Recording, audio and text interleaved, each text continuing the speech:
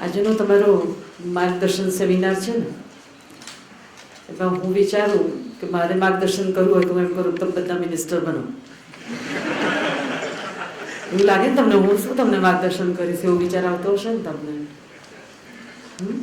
મિત્રો, સ્પીપા દ્વારા આયોજિત આજના સિવિલ સર્વિસીસ પરીક્ષાના માર્ગદર્શન સેમિનારમાં મંચ પર ઉપસ્થિત, જેનું સમગ્ર દેશ અને વિશ્વના દેશો ઉદાહરણ લઈ શકે, યુવા પેઢી જેમનું ઉદાહરણ લઈ શકે એવી બેન શ્રી ઈરા સિંઘલ, હમણાં જ સરસ મજાની વાત કરી વિપુલ મિત્રાજી, રજિસ્ટ્રાર બેન શ્રી જાગૃતિબેન, બેન નીનામાં, તમને માર્ગદર્શન કર્યું હશે ભાઈ મિહિર પટેલ, અને ખૂબ મોટી સંખ્યામાં મારા ગુજરાતના મારા પ્રિય વિદ્યાર્થીઓ.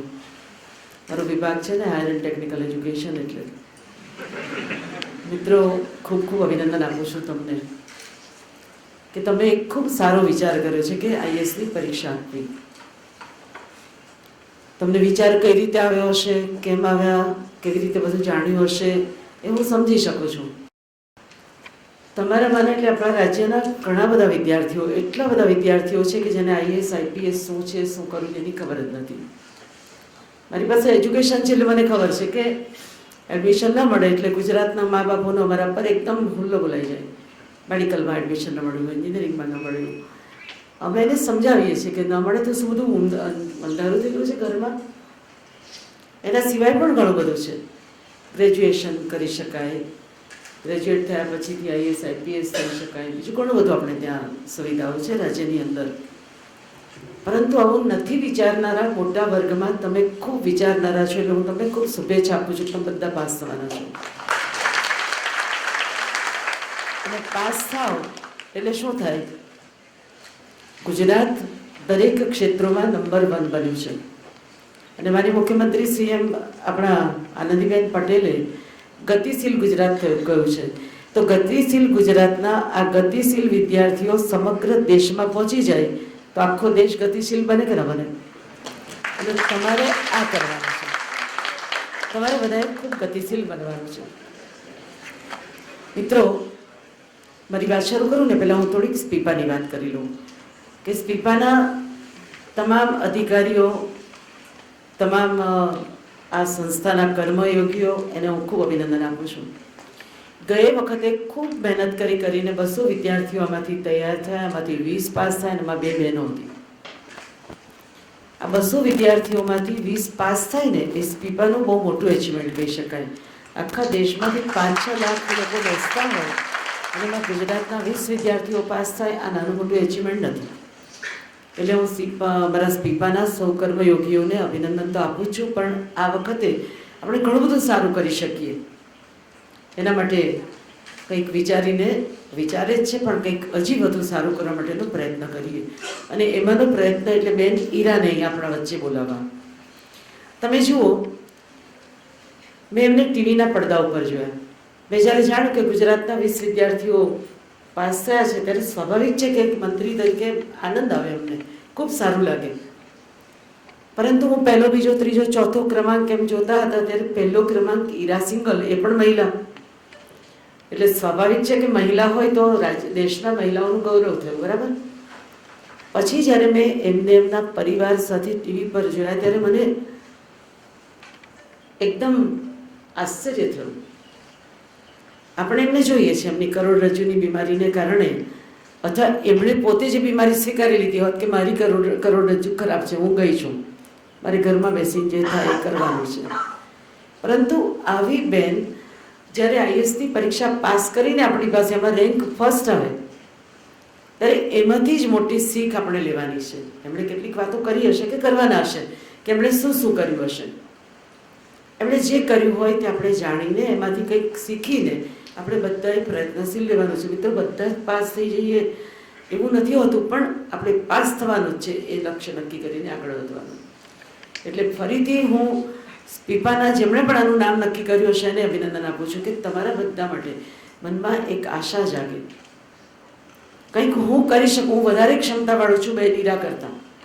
આ તો આપણે બધા એવી સ્વીકારવું પડે ને. એ ચાલી નથી શકતા, એને લાઇબ્રેરીમાં જવું પડે, એને કોઈકે લઈ જવું પડે, અહીંયા તો બધું આપણે જાતે કરી શકીએ એમ છીએ. એને કાંક એક્ઝામ્પલ માટે જવું હોય તો પણ એને કોકની મદદ જરૂર પડે. કોકની મદદ કરતાં લેતા પણ એ બની હોય તો આપણે તો કોઈની પણ જરૂર નથી. ગુજરાતમાં તો કોઈની જરૂર છે જ નહીં મિત્રો. અને એટલા માટે હું બેન ઈરાને અહીંયા બોલાવી છે ત્યારે હું રાજ્ય સરકાર વતી પણ બેન ઈરાને ખૂબ ખૂબ અભિનંદન આપું છું, શુભેચ્છા પાઠવું છું કે આવનારા દિવસોમાં આ પણ આપણા દેશનું ગૌરવ છે. અને આવા ગૌરવશાળી અનેક હેન્ડીકેપ લોકો કોઈક આશા લઈને જીવી રહ્યા છે ત્યારે મને કહેતા ખૂબ ખુશી થાય છે કે માનનીય મુખ્યમંત્રી શ્રીએ 15મી ઓગસ્ટના દિવસે મહિલા અને બાળ કલ્યાણ વિભાગ દ્વારા એક સીડી લોન્ચ કરવાના છે. અને આ સીડી એટલે સમગ્ર દેશના આવા હેન્ડીકેપ લોકો કે જેમનું કંઈક અચીવમેન્ટ છે, એમણે પોતાની ભાષામાં કંઈક કહ્યું હોય અને એવો કાર્યક્રમ સમગ્ર રાજ્યમાં આવા લોકોને શોધીને એને પણ કંઈક કરવા માટેની એની ક્ષમતા કેળવવા માટેનું રાજ્ય સરકાર કંઈક કરે એ દિશામાં આપણે આગળ વધવાના છીએ. મિત્રો, ભગવાન કંઈક આપે છે તો કંઈક લઈ પણ લે છે. આપણે બધું જ આપ્યું છે અને કશું લીધું નથી. આપણે સમાજને કંઈક આપવાનું છે. સમાજના નિર્માણ માટે, આવતીકાલના ગુજરાતના નિર્માણ માટે, આવતીકાલના ભારત વર્ષના નિર્માણ માટે આપણે સક્ષમ બનીએ. અને સક્ષમ બનવા માટેનું એક માધ્યમ એટલે IAS કે IPS. અને એમાં આપ સૌ જોડાયા છો તો કેટલીક વાતો આપણે પણ નક્કી કરવી પડે. એક અમે રાજ્ય સરકારે પ્રયત્ન કર્યો છે કે સ્પીપાના વર્ગો અત્યાર સુધી અહીંયા ચાલતું હતું, પણ વિપુલ મિત્રાજીને ખબર છે કે અમારા સૌ લોકોની માગણીને કારણે, મારી ઈચ્છાને કારણે જે પણ જિલ્લાઓની અંદર કલેક્ટરશ્રી દ્વારા કે કમિશનરશ્રી દ્વારા સ્પીપાના કેન્દ્રો ચાલુ કરવાના હોય તો અમે ચાલુ કરવાના છીએ. મોરબી મારું પ્રભારી ક્ષેત્ર છે અને વિપુલ મિત્રાજીને ખબર છે કે અમે ત્યાં ચાલુ કરી દીધું છે મિત્રો. અને બધા જિલ્લાને અહીંયા સામેથી કહેવામાં આવ્યું છે કે તમે લોકો આ રાજ્યના વિદ્યાર્થીઓ, આ રાજ્યના યુવાનો યુવતીઓ એ આગળ વધીને આ ક્ષેત્રમાં આવે એના માટે રાજ્ય સરકારે અને સ્પીપાએ જે કંઈ કરવું પડે તે માટે કટિબદ્ધ છીએ. માની લો કે ત્યાં ફેકલ્ટી ન મળે, કંઈ વિપુલજી કંઈ અહીંયાની એમની જે ટીમ હશે તો બધે નહીં જઈ શકે, તો ફેકલ્ટી ન મળી શકે તો અમે બાયસેગના માધ્યમથી, બાયસેગે પણ ગઈકાલે પરમ દિવસે અમારી એક મિટિંગ હતી, ખૂબ સારી મિટિંગ થઈને એમાં પણ કહ્યું કે બાયસેગના માધ્યમથી ઇન્ટરનેટ કનેક્ટિવિટીથી બધાને જોડીને સ્પીપાનું માર્ગદર્શન, આ તમારા ટ્રેનિંગનું માર્ગદર્શન આવી રીતે પણ આપી શકીએ એના માટે પણ રાજ્ય સરકાર કંઈક યોજના બનાવી રહી છે. એટલે તમારે જે દિશામાં જવું હોય એ દિશામાં તમે આગળ વધી શકો. શિક્ષણ પ્રાપ્ત કરવું અને તમારે કંઈક બનવું હોય તો એના માટેની તમામ સુવિધાઓ રાજ્ય સરકારનો, અમારું higher education, technical education, science and technology, આ બધાના માધ્યમથી ગુજરાતના વિદ્યાર્થીઓને આગળ વધવા માટેની પૂરેપૂરી સુવિધા એ કરવા માટે અમે ઉત્સુક છીએ. અને આપણે દેશનું એવું રાજ્ય છે કે આવા બધા વિષયોની અંદર પણ આપણે ઘણા આગળ છીએ મિત્રો. અહીંયા આપ અહીં આવ્યા છો ને આખો દિવસ અત્યાર સુધી તમે ઘણું બધું માર્ગદર્શન મેળવ્યું હશે. આપણે શું કરવું. 2-3 વાત મારા મનમાં આવે છે ને, વાત તમારી સાથે હું શેર કરીશ કે આપણે શું કરવું જોઈએ. તો તમારી જગ્યાએ હું પણ હતી પહેલાં, અને હું હતી ત્યારે મને શું કરવું જોઈએ એવા વિચારો મને પણ સ્વાભાવિક આવતા હોય. આજે રાજ્ય સરકારના આખા વહીવટમાં હું કલેક્ટરશ્રી, કમિશનરશ્રીઓ, મારા IPS ઓફિસરો બધા સાથે હું પણ કામ કરું છું. મિત્રો, નાના વિદ્યાર્થીઓને પાસ થઈને આવેલાને અમે જોઈએ ત્યારે અમને ઘણી વખત ખૂબ સારું લાગે છે. હમણાં જે 20 છોકરાઓ આપણા ચિંતન શિબિરમાં જે બાળકો હતા મને મળતા હતા, વિદ્યાર્થીઓ મારા, આપણને એમ થાય કે આપણો દીકરો હોય એવા આવા યુવાનો આ રાજ્યનો, આ જિલ્લાનો વહીવટ કરે તો કેવું લાગે, કેટલું સારું લાગે એમ. પણ શું લાગે એનામાં આપણે જે જોઈએ છીએ, અને તમારે પણ ભવિષ્યમાં જે કરવું પડે એની કેટલીક વાત હું કરીશ. મિત્રો, એક તો લક્ષ્ય નક્કી કરો. લક્ષ્ય નક્કી જ કરવું પડે. અહીંયા IAS થઈને આવ્યા છો, અરે પરીક્ષામાં આવ્યા, અત્યારથી IAS ન બની જતા કોઈ. હું કોકના ઘરે, અમારા એક મિત્ર છે, ફેમિલી ફ્રેન્ડ, એના ઘરે ગઈ, એના દીકરાને મેં પૂછ્યું શું કરે પેલા, એણે કીધું હું તો IASની ટ્રેનિંગ કરું છું. IASની ટ્રેનિંગ લે. બહુ સરસ, તને ખૂબ શુભેચ્છાઓ. પછી આવીને બેઠા, બૂટ ચમકતા, બાપા મધ્યમ વર્ગના, આવીને મારી સાથે બેઠા, પગ પર પગ ચડાવીને જાણે IAS બની ગયા હોય તે રીતે મન બની ગયું હતું કે હું IAS બની ગયો છું. કોઈ દિવસ નહીં થઈ શકો મિત્રો. એના માટે જે પરિશ્રમ કરવાનો છે એના માટેનું લક્ષ્ય આપણે બધાએ નક્કી કરવું પડે. એટલે પહેલાં તો અહીંયા બેઠેલા આ બધા જ પહેલાં લક્ષ્ય નક્કી કરી લો. કે અમારે આ થવાનું જ છે, થવા માટે જે કંઈ કરવું પડે તે કરીશ. આખા દિવસમાં ક્યાંય મજૂરી કરવાની નથી. એર કન્ડિશન લાઇબ્રેરી હોય, એર કન્ડિશન તમારો રૂમ હોય, ન હોય તો લાઇટના થાંભલાની નીચે બેસીને આપણે જે નોલેજ પ્રાપ્ત કરવાનું છે, તમારું જે સિલેબસ છે એ સાવ કંઠસ્થ થાય એના માટેનો પ્રયત્ન તમારે કરવો જોઈએ. તમારું પહેલું લક્ષ્ય કે સમાજની તમામ પ્રકારની ગતિવિધિઓ, તમારા વિષયો હશે નક્કી કરેલા, એ વિષયની તમામ ગતિવિધિઓનું નોલેજ, એના માધ્યમો જે હોય એને તમારે શોધવા પડે. મિત્રો, નેટ કનેક્ટિવિટી, ઇન્ટરનેટને કારણે દુનિયા આખી તમારા આટલા બોક્સમાં આવી ગઈ છે. જ્યારે બસમાં મુસાફરી કરતા હોય, ક્યાંય પ્રસંગોમાં જતા હોય, લક્ષ્ય તમારું હું આઈએસ બનું એ રાખવું જોઈએ. અને લક્ષ્યમાં પ્રાપ્ત કરવા માટે તમારી ડાયરીમાં એક વાક્ય લખજો. હું બધા વિદ્યાર્થીઓને આ કહું છું કે લક્ષ્ય તક પહોંચે બિના પથિક પથ મેં વિશ્રામ કૈસા. કોઈએ વિશ્રામ કરવાનો નથી.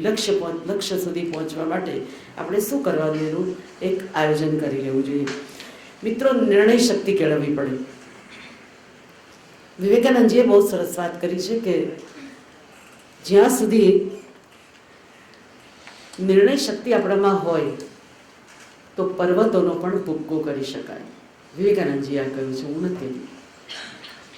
એનો અર્થ શું થયો કે કોઈ પણ ક્ષેત્રમાં કામ કરવા માટેનું ડિસિઝન મેકિંગ એટલે નિર્ણય શક્તિને આપણે કેળવવી પડે. ડિસિઝન મેકિંગ પણ કરવું પડે, પણ કંઈ પર્વતોનો ભૂક્કો નથી નાખવાનો. પણ નિર્ણય શક્તિ કેળવવા માટે અઘરામાં અઘરું કામ આપણી સમક્ષ હોય તો હું કરી જ શકીશ, આવી શક્તિને આપણે મનમાં સંગ્રહિત કરીને આ શક્તિનો ઉપયોગ કઈ રીતે ક્યાં કરવો એના માટે નિર્ણય શક્તિ કેળવવી પડે. નિર્ણય શક્તિને કેળવ્યા પછી ત્યાં સુધી પહોંચવા માટેના રસ્તાઓ શોધવા પડે. મારા નિર્ણયને મારે પૂર્ણ કરવો હોય તો મારે એના રસ્તા ગોતવા પડે. મિત્રો, ઘરેથી સ્પીપા સુધી આવવું હોય, તમે નિર્ણય કરી લીધો મારે આજે સ્પીપામાં જવું છે, કયા રસ્તે જઈશ એ રસ્તા તો શોધવા પડે ને. કેવી રીતે જઈશ? બસમાં જઈશ, સાયકલમાં જઈશ, મોટરસાયકલ પર જઈશ, સ્કૂટરમાં જઈશ, મારા મિત્ર સાથે જઈશ. આ બધા જ માધ્યમોને શોધવા પડે. એટલે નિર્ણય શક્તિને, નિર્ણયને કર્યા પછીથી કયા માધ્યમોથી મારે સ્થાન ઉપર પહોંચવાનું, આ રસ્તાઓ પણ તમારે ગોતવા જોઈએ. સૌથી મહત્ત્વનું પાસું મિત્રો, ઘણી વખત પહોંચતા ક્યારેક પડી પણ જવાય. ત્યારે સ્કૂલમાં ભણ્યા હશો તમે કે કરતા જાળ કરોડિયો ભોંય પડી ગભરાય, વણ તૂટેલે તાંતણે ઉપર ચડવા જાય. સ્પીપામાંથી વિદ્યાર્થીઓ આઈએસ થવાના જ છે, થાય જ છે. ક્યારેક આપણે પડી જતા હોઈએ છીએ, પણ એ તાંતણો ન તૂટે, આપણે એના ઉપર ચડતા ઉપર આપણે આગળ વધવાનું છે મિત્રો. અને એના માટે ખૂબ આવશ્યક છે એવું આત્મવિશ્વાસ. આત્મવિશ્વાસ ક્યારે પણ ખોતા નહીં. ગમે તેવા અઘરા પરિબળો આપણી સામે આવે ત્યારે આપણે આત્મવિશ્વાસને ન ગુમાવીએ. માત્ર 2-3 વસ્તુઓ નક્કી કરશો તો મને લાગે છે કે તમારા સામે આવેલા જે અવરોધો છે એ અવરોધોને તમે પૂર્ણ કરી શકશો. લક્ષ્ય નક્કી કરો, નિર્ણય શક્તિ કેળવો, આત્મવિશ્વાસ વધારો, એકબીજા પાસેથી જ્ઞાન પ્રાપ્ત કરવાનું આપણે શીખો, કેળવવું પડે. ઘણી વખત આપણે શું કરીએ છીએ, માની લો કે હું વિપુલજી સાથે વાત કરતી હોય તો હું જ બોલ કરું, એને સાંભળું જ નહીં, કેમ કે હું આઈએસની પરીક્ષા આપું છું. પણ નાના માણસ પાસે જે કોઠા સૂઝનું જ્ઞાન હોય છે, આપણે અત્યારે જ્ઞાન ભેગું કરવાનું છે અને એ જ્ઞાનની સંવેદનાઓને ઓળખીને એના માટે કામ કરવાનું છે. ગામડામાં કામ કરવું પડે, જિલ્લામાં કામ કરવું પડે, શહેરોમાં કામ કરવું પડે, સમાજના તમામ વર્ગના લોકો સાથે કામ કરવાનું છે. એટલે તમારા સિલેબસમાં આવતા તમામ પાસાઓના જ્ઞાનને પ્રાપ્ત કરવા માટે અત્યારથી જ જ્ઞાન પ્રાપ્તિ માટેની એક તમારી માનસિકતા બનાવવી પડે. અને બીજું મિત્રો, સંવેદના સભર તમારો વ્યવહાર અત્યારથી જ કેળવાય, આના માટેનો પ્રયત્ન તમને કરવો જ પડે. કેમ કે એ પ્રતિભા પણ તમારે ડેવલપ કરવી પડશે. ઘણી વખત હું ડૉક્ટરોને મળું ને, હું હોસ્ટેલમાં પણ જતી જ્યારે ભણતી ત્યારે, અને વિદ્યાર્થી પરિષદનું કામ કરતી હતી હું. પછી એમને પૂછીએ કે શું ચાલી રહ્યું છે દેશમાં, એટલે છોડો તમે એ વાત, એવી કોઈ વાત અમને ન કરો, અમને તમારું ફિઝિયોલોજી, એનાટોમી બધું દેખાય, બીજું કશું જ નહીં.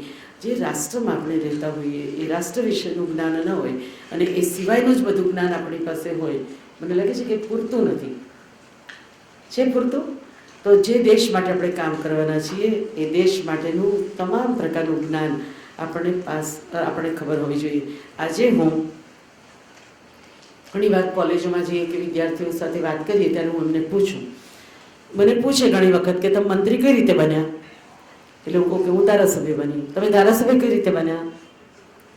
એટલે ગામમાંથી કે પોતાના વિસ્તારમાંથી, એટલે આખું રાજ્ય સરકારનું એડમિનિસ્ટ્રેટિવ જે માળખું હોય તે અને પ્રતિનિધિઓ દ્વારા ચાલતી સરકાર, લોકશાહીનું તંત્ર આખું આપણને કંઈ ખબર જ નથી હોતી કઈ રીતે આપણે આગળ વધી શકીએ. મિત્રો અમે સિલેબસમાં લાવવાનો પ્રયત્ન કર્યો છે કે આપણા દેશમાં ધારાસભા કોને કહેવાય, રાજ્યસભા કોને કહેવાય, લોકસભા કોને કહેવાય, બંનેના કાર્યક્ષેત્રો શું, અને આ તમામ ગ્રામ્ય કક્ષાથી લઈને છેક દેશ સુધીનો વહીવટ કઈ રીતે કોણ કરી શકે એના માટેનું ભણતર એના વિષયોની અંદર આવે, કોલેજના પહેલા વર્ષમાં આવે, બીજા ત્રીજા ચોથા સેમેસ્ટરમાં આવે, કઈ રીતે સાંકળવું એનો પ્રયત્ન પણ અમે કરી રહ્યા છીએ. મિત્રો આપ આગળ વધો. એની સાથે માનનીય મુખ્યમંત્રી શ્રીમતી આનંદીબેન પટેલને આજે કેબિનેટ હતી, કેબિનેટમાં મેં ચિઠ્ઠી મોકલાવી કે સ્પીપાના આઈએસના ટ્રેનિંગ વર્ગ એનો જે માર્ગદર્શન સેમિનાર છે એમાં હું જઈ રહી છું અને બેન ઈરા આવવાની છે. એટલે માનનીય મુખ્યમંત્રીશ્રીએ ઈરા સિંગલને રાજ્ય સરકાર વતી શુભેચ્છાઓ પાઠવી છે. મહિલા ભાઈઓ મારા ખરાબ ના લગાડતા, પરંતુ મહિલાઓને સાથે રાખ્યા વગર ક્યાંય તમારો ઉદ્ધાર નહોતો. કન્યાઓની સંખ્યા ઘટતી જાય છે. એટલે પહેલું તમારું બેટી બચાવો, બેટી બચે ના IAS IPS થાય, તમારું કામ જરાક આગળ વધે. એટલે મહિલા સશક્તિકરણના આ વર્ષની અંદર દર વર્ષે અમે ઉજવણી કરીએ છીએ આનંદીબેન મુખ્યમંત્રી બન્યા પછીથી. આ વખતે 14 દિવસનો અમે કાર્યક્રમ કર્યો છે અને 14 દિવસના આ કાર્યક્રમની અંદર શિક્ષણનો વિષય પણ અમે રાખ્યો હતો. એટલે હું અહીંયા આયોજકોને ખૂબ આભાર માનું છું કે શિક્ષણના વિષયની વાત અમે ગ્રામ્ય જીવન કે તાલુકામાં જઈને કરીએ ત્યારે તમારા વચ્ચે પણ મારું આવવાનું થાય. તો મને લાગે છે કે મારા આ કાર્યક્રમને 100% સાફલ્ય તરફ અમે લઈ જવાના છીએ. અનેકવિધ કાર્યક્રમો 14 દિવસમાં અલગ અલગ ક્ષેત્રોના અમે કર્યા છે. બહેનો સશક્ત બને, સમર્થ બને, એજ્યુકેટ બને, આવા અનેક વિષયોને લઈને થીમ સાથેના કાર્યક્રમો અમે કર્યા છે. ત્યારે આપ સૌ વચ્ચે મારું ઉપસ્થિત થવાનું થયું છે. મિત્રો ખૂબ અભિનંદન, ખૂબ શુભેચ્છા પાઠવું છું. પોતાના મા બાપનું એક લક્ષ્ય હોય છે, દરેક મા બાપનું એક લક્ષ્ય હોય કે મારો દીકરો કે દીકરી મારા સમાજનો કુળ દીપક કે કુળ દીપિકા, એ સમગ્ર મારા ઘર, મારું પરિવાર, મારો સમાજ અને હું જ્યાં રહું છું ત્યાં એમાં મારું નામ રોશન કરે, ખૂબ સારી દિશામાં જઈને બીજાના ઉદાહરણરૂપ બને.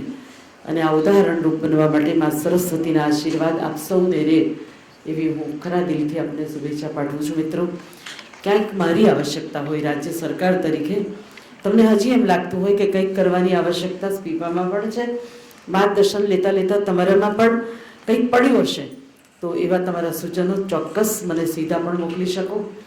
અને 25, 26, 27 વિધાનસભાનું સત્ર ચાલુ થવાનું છે. ટૂંકું સત્ર છે, 3 દિવસનું. પહેલા દિવસે તો મને લાગે છે કે શોક ઠરાવને બધું હશે. આ સત્રમાં નહીં તો આવતા સત્રની અંદર અહીંયા બેઠેલા સૌ લોકો મિત્રાજી આ બધાને વિધાનસભા જોવા માટે લઈ આવો. એટલે આવનારા દિવસોમાં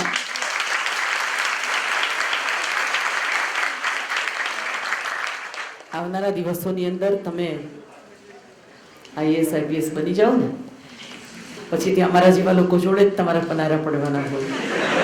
તો કેવા લોકો જોડે તમારા પનારા પડવાના છે? અમારા સીન તમે જોજો, અમે પણ એક બધું સરસ કરતા હોય છે એક્ટિંગ, પક્ષ વિપક્ષ એવું, અને એમાં ક્યાંક તમે પણ અમારા ભાગીદાર બનવાના છો. અમે બધું પૂછીને કરતા હોઈએ. એટલે આ બધા લોકો અમને શીખવાડતા હોય ત્યારે કે બેન આવું થાય, આવું કરી શકાય. એટલે આવનારી પેઢી તમારા પાસે કંઈ શીખવાની છે. એટલે અત્યારથી આ સિનારીઓ પણ જોઈ લો. નો ડાઉટ ગુજરાતના સીન બહુ સારા હોય છે. દેશના જુઓ છો ને અત્યારે શું ચાલી રહ્યું છે એ બધાને ખબર છે ને. ક્યારેક એવું પણ વિચારજો ને મિત્રો કે આવું બધું થતું હોય ને હું કલેક્ટર હોઉં કે સરકારમાં હોઉં તો હું શું કરું? આવું પણ વિચારજો, કંઈક રસ્તા મળશે નવા.